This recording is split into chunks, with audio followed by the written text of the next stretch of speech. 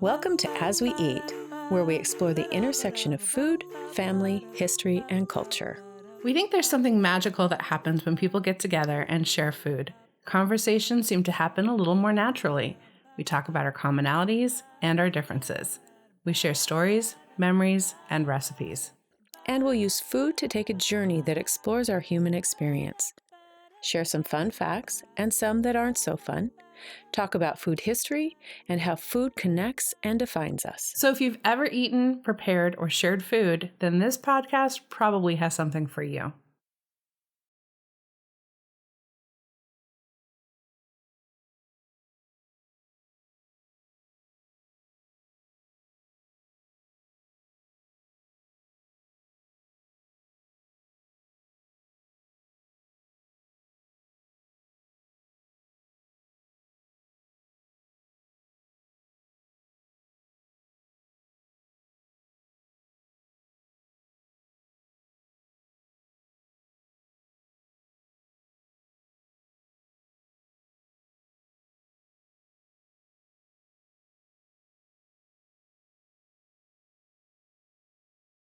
Hi, Leigh. Hey, Kim, how are you? I'm fabulous. How are you doing? I'm great. It's a little cold here today, but all things considered, we're doing good. Excellent. I saw the good news about the van build out with the wool insulation. That looks nice and cozy. It is. It actually is pretty impressively cozy in there when the heater's on. I'm really excited to see where you and Eric go with the van as we eat hits the road in the springtime. I know. I'm so excited. So that'll be something for all of us to look forward to.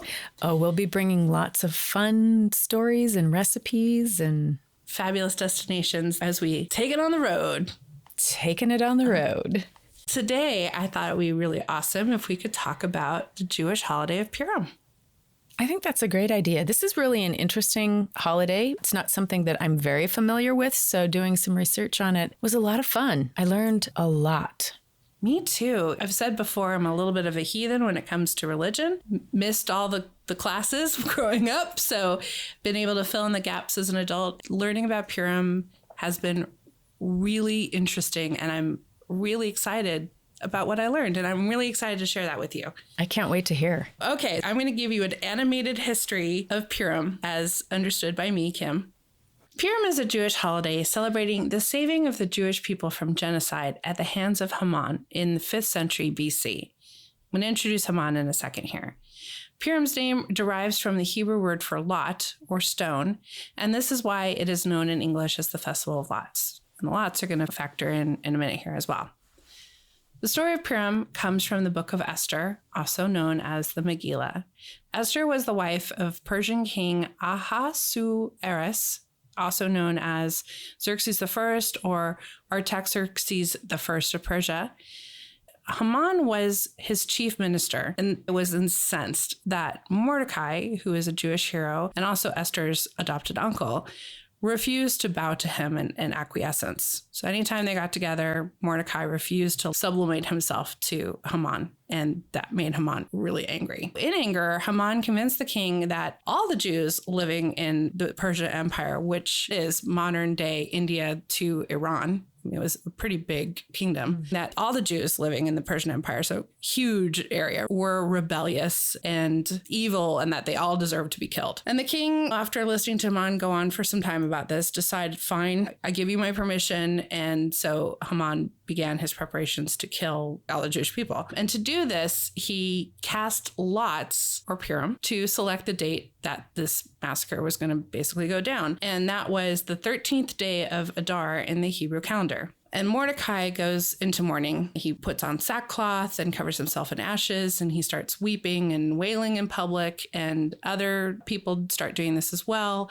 showing their displeasure at the thought that they were going to be massacred. So enter Queen Esther. Mordecai asks her to intervene on behalf of the Jewish people, and she is Jewish herself. At first, she says that she cannot because approaching the king without permission is effectively a death sentence. But Mordecai reminds her that she's a Jew herself and that by allowing this edict to go forward, she is effectively condemning herself, her family, everyone she's ever known and loved, really. And so she fasts and prays for 3 days and then goes before the king and invites him and Haman to a banquet. Again, this is a huge deal. She put her life on the line just going to ask for the attendance at the banquet. But Right. I've heard that she was a favorite of his. He said yes, that they would go. And Haman is really super pleased by the honor that's being bestowed upon him by Esther. He thinks that he is the bee's knees, that this is just all the glory and accolades that are due to him. And he starts to boast about how important and special he is. But really, the more he boasts about it, the more angry he starts to feel that Mordecai will not bow down to him. At home, complaining to his wife and his sons and his advisors, and everyone starts urging him into, we'll just get rid of this Mordecai. So Haman decides to build an enormous gallows in his courtyard, specifically to hang Mordecai and to make an example out of him. So that night after the banquet, the king can't sleep. His mind is troubled by suspicion of that there are plots against him. Being a king is no easy thing. Someone's always coming after you. So he calls for the royal book of Chronicles to be read to him to quiet his mind and help him get to sleep. Eventually he does start to drift off. And as he's drifting, he hears an account of how Mordecai had foiled a plot against the king by 2 palace guards who were going to kill the king with a cup of poisoned wine. But Mordecai recognized what was happening and he put a stop to the assassination attempt. Mordecai never received any kind of recognition or acknowledgement of his brave act, that all of this was just hush hush. In short, he didn't do it for the glory. He did it because it was the right thing to do to protect his king. So now king's asleep and he dreams that Haman is standing over him with an upraised sword, and he startles himself awake only to find out that there's someone in the corridor outside his rooms and it's actually Haman. So he's starting to think, okay, wait, something's not right with this guy. I think my suspicions are founded. So he calls Haman into his chamber and asks him, thinking of Mordecai, how would you honor somebody who has done a great service for their king, but to this point has not received any recognition? Haman thinks the king is talking about Haman. And so he says, oh, well, king, you should dress the man in your royal garments, and that he should wear your royal crown, and that he should be paraded through the town on your horse. And the king recognizes Haman wants these things for himself. Like, the glee with which he's telling me these things is revealing his intent. And so he actually says, great, then go to Mordecai, your sworn enemy, and give him these honors yourself. I want you to do this task for me. And Haman is really not happy about this. So the parade happens through the town. Haman's really upset. And that night at Esther's second banquet, the king, who is now, I think, a little amused by the fact that Haman's been humbled, and by all accounts really does love Esther, he calls on her and basically says, look, not a literal quote, by the way. Look, I know you must have a reason for calling us here. There's no reason why you would want Haman's company 2 evenings in a row. If you have a petition you'd like to make, I'm ready to hear it. At this point, Esther reveals that she's in fear of her life, and not only the fear of her life, but the lives of her people. And the person who wants to cause all this damage and destruction in the king's empire is Haman. I think it's important to understand that the king did not know that Esther was a Jew. She had hidden that from him. Yes, absolutely. This is a big surprise to the king. Like, thank you, because that is a very important detail. So Esther has revealed herself to be a Jewish woman, and that she's very much in fear of her life, and that she's also in fear of the lives of the other Jewish people living in the king's empire. In a fury that Haman would threaten the lives of his beloved queen, and a man that was so loyal and who saved his life, he orders Haman to take Mordecai's place on the gallows. And instead of allowing Haman's edict that basically a genocide of the Jewish people, he allows Esther and Mordecai to replace Haman's edict with their own, which is that the Jewish people may defend themselves against those who present a lethal threat. The history record is, according to the book of Esther, that on that day, 500 attackers and Haman's 10 sons are killed in Shushan, which is the ancient walled city that they're in, and that 75,000 people are killed on Adar 13. And that another 300 people were killed in Shushan on Adar 14, so the day after.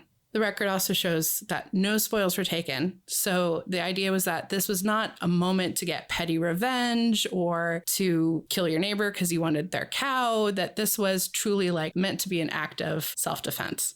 At this point, Mordecai assumes Haman's position as the chief minister and institutes an annual commemoration of this day of deliverance, known as Purim, or casting of lots. The main mitzvot, or obligations of Purim, there are 4, and they are listening to the public reading, usually in synagogue, of the book of Esther in the evening and again in the following morning. That's called Kriyat Megillah. Giving charity to the poor, which is known as Matanat LaEvoyim. Sending food gifts to friends, which is known as Mishlach Menosh, I believe. And then eating a festive meal, Sudat Mitzvah. And that is Purim in a nutshell. I love the fact that Esther was brave enough to risk her life for her people. And I think that says a lot about why this holiday is such a joyous holiday. It's actually been compared to Halloween or Mardi Gras because during Purim, they dress up in costumes. And I found this cool quote by Rabbi Gadi Levy, who's the director of adult education in Portland. And he told the Oregonian newspaper that the costumes symbolize how God is hidden in all our lives. And he says that throughout the year, we wear these masks and our facial expressions cover who we really are. Our society covers who we really are. On Purim, we're trying to break that. You put on the mask and that inner self is able to explode. Oh, wow. I was wondering about the costumes. Yeah. And I think that that's so true of so many costumes, right? The minute you put a mask on, you're able to just kind of be who you are. Mm-hmm. The act of costuming in one hand is meant to disguise you from demons. On the other hand, it does draw attention to the other nature of who you are. There was something that I've been reading too about Purim, which was that it's about recognizing the spark of God in each other. And by dressing up and costuming on this day, it does identify you to your own community as well. And there's something really sweet about that. This is one day when the Jewish culture celebrates like there's no tomorrow. And I think that's true about Mardi Gras in that celebration of Fat Tuesday really is that celebration of going into austerity. And not that there isn't a tomorrow, but there's this austerity about that following day. Just an unabashed appreciation and enjoyment of life. Exactly. This is such a festive holiday for the Jewish people. Most of their holidays are a little bit more somber, certainly not as festive as Purim is. And even in synagogue, when they read the book of Esther, anytime that Haman's name is mentioned, they hiss and they boo and they shake these noisemakers. In previous episodes, and most recently the Super Bowl episode, we talked about specific dishes and meals being associated with specific holidays, even to the point of these meals and dishes not being made any other time of the year. And Purim definitely has its own set of dishes that are highly associated with the holiday and are very symbolic. The most significant is hamantash. And if you don't know what hamantash is, it's a bite-sized pastry that's traditionally filled with poppy seed filling. Though nowadays the fillings, you can have everything from lemon curd to homemade jams and jellies, and they even have some savory fillings. And there are several explanations as to how these pastries got their name and the symbolism that's associated with them. The first explanation has an etymologic basis. In medieval Germany, there was a pastry called Montaschen. Mon means poppy seeds and Taschen means pockets. Around the 1500s, it's said that the German Jews dubbed these pastries Hamantaschen, literally Haman's pockets. It's a play on words, and the symbolism of this one's pretty obvious because it was rumored that Haman lined his pockets with bribes. The second explanation is more representational of the hat that Haman wore, which was a three-sided hat. Think Napoleon, the American colonists.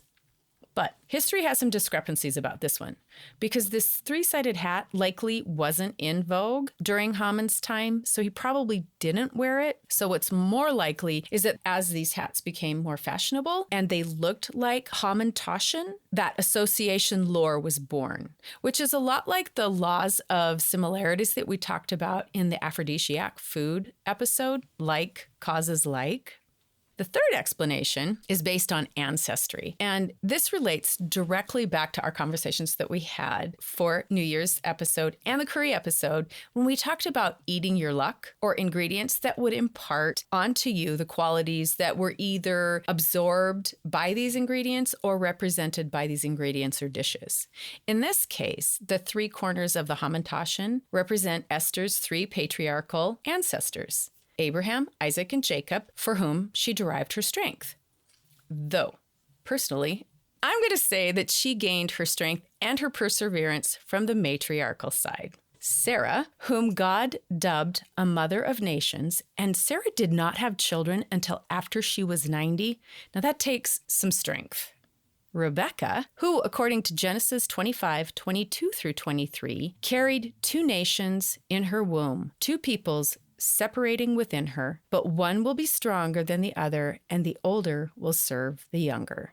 Those nations would later become Israel, led by the younger of the twins, Jacob, and the second is said to be the fiercest enemies of Israel, who was led by Esau, the older of the two, and Rachel, whose son Joseph would lead the Israelites from exile to nationhood. I think the women win on this one. Just going to say. I'm team women here too. The last bit of symbolism that I wanted to talk about is the tradition of the poppy seed filling. And both of these stories relate back to Esther. The first is that Queen Esther subsisted on poppy seeds during the 3-day fast when she prayed to God to help repeal the decree that was set by Haman. And the second is that in order to hide her faith from her husband, the king of Persia, she ate nuts, seeds, and legumes so that she could remain kosher. So eating foods that contain poppy seeds honors Queen Esther and her devotion to her people. And this is an interesting concept that we haven't talked about yet. The eating of symbolic foods that has this symbolism of denigrating something. So eating hamantaschen specifically destroys the power of Haman, and you're actually destroying the threat against a culture. So I'm reflecting on things that we've talked about before, where we have talked about how we consume foods to gain their power or to consume your luck, that by eating food that you gain something. We have not talked before about eating the symbol of something that you're destroying what that symbol represents. Right. That's curious. We're going to have to look this up because it's a fascinating concept and not one that so far that we've run across. It's always been about the gain that you receive from those symbolic foods. That's a really compelling thought. I'm really excited to look into that further. Yeah. See if I can find other examples. Yeah. Let me tell you a little bit about Mishlosh Manosh. Oh, please do. I so hope I'm not wildly mispronouncing this. If we are mispronouncing, please forgive us. Please forgive us. We come with the best of intentions here, folks. So Mishlosh Manosh is a gift meant to ensure that everybody has enough food for the Purim feast that is held later in the day. And also to increase love and friendship between Jews and their neighbors. Every adult over the age of bat or bar mitzvah should send a food gift consisting of 2 different ready-to-eat foods to at least one person. What I really love about this is that this obligation can only be fulfilled by literally gifting food. The idea that everyone has enough to eat to celebrate. In regards to increasing love and friendship, Mishlosh Manosh is meant to counterbalance Haman's accusations that there was strife and dissension among the Jewish people. And I encountered this quote. It's not like a very pithy, attributable quote, but it really hammers home what I think is so important about this day and this celebration. It is known that when a person eats good, tasty foods that he received from a friend, the love between them becomes strengthened. And the fact that the Jewish people have been doing this since 5th century BC shows how important we do value food in our communities, that we rely upon it to help our communities grow and to stay together. Mm-hmm. And truthfully, I feel really inspired by this tradition. I'm not of the Jewish faith myself, but I don't think anyone would particularly mind if I joined in. I feel very inspired to make some things that I can share with people that are part of my community. I want to encourage community love and community growth and community coherence. We need that in a massive way. I think it's a really beautiful thing, and I'm really happy to have learned about it. Yeah. I love this duty of this holiday. Yeah. So if you were to put together a mishlosh manot, what would it be? I think that I would give a fresh loaf of bread. I would gift a small jar of marinated goat cheese, some fresh fruit and olives that would accompany that. So some apples, grapes, some really delicious Castelvetrano olives that taste like butter, and maybe some pickled or marinated sweet red peppers. What would you do? I think you have to have something that has poppy seeds in it. So a lemon poppy seed cake or Ooh, yum. some kind of a cookie that has, like a thumbprint cookie that has jelly in the center of it. Maybe some spritz cookies. I know they're Christmassy, but I think that this would be a good holiday for a spritz cookie. No one ever turns down a spritz Right. cookie, truthfully. Like, it's August and someone offers you a spritz cookie, you're eating a spritz You cookie. are. Yeah, so that's what would be in my food gift basket. So before we venture off into the kitchen to build our baskets, what can our listeners expect for next week? Oh, I'm so glad you asked, because next week we are going old school and we are going to explore the world of casseroles. Oh, Do you have this a is a favorite? world that I am very familiar with. Me too. I even have a favorite all picked out. Oh, that's good. I have a not favorite that I'm sure I will discuss. Excellent. I have a feeling there's a fun food fact in here somewhere too, so stay tuned. Oh, I can't wait.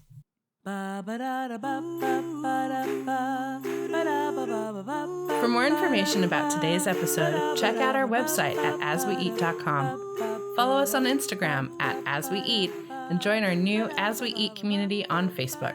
And so you don't miss an episode, subscribe wherever you listen to your favorite podcasts. It would make us super happy if you would share this with a friend and review it and rate it. 5 stars, please. And one more thing, we'll be publishing the As We Eat Journal, a companion publication to the podcast. We'll take you behind the scenes, dig deeper into food lore and history, share recipes and amazing photos, and so much more. Make sure to sign up on the website for updates. Oh, and one more thing. We also have a Patreon page where you can support us by becoming a patron. We've created an exclusive podcast for our patrons called Recipe Box Roulette. We think you're really going to love it. You've been listening to As We Eat, a multimedia project recorded and produced by Leigh Olson and Kim Baker. Obviously.